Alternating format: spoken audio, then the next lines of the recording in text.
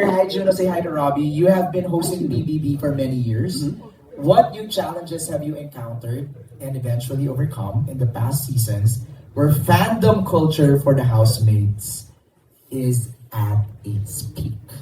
Wow. Especially with the most recent one, grabe. Yung Grabe, no? fandom interaction. To the point borderline na ng bashing, so many comments, personal attacks, not just for the housemates, but to their families, even us, na wala naman kami ginagawa, nagkukwento lang kami kung ano yung sa loob. Dami-dami na. And I would always consult with Ate Bianca with that. Ate, ano gagawin natin? You don't have to pacify, those comments.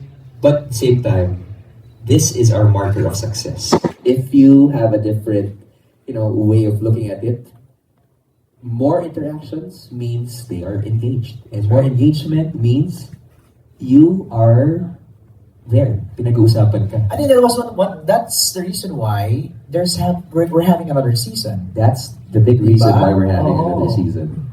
Kasi ang lakas talaga Sobrang nitong pinag-uusapan. past season. May kinalaman din dyan ng next question, which is from Biggs Almacen right here in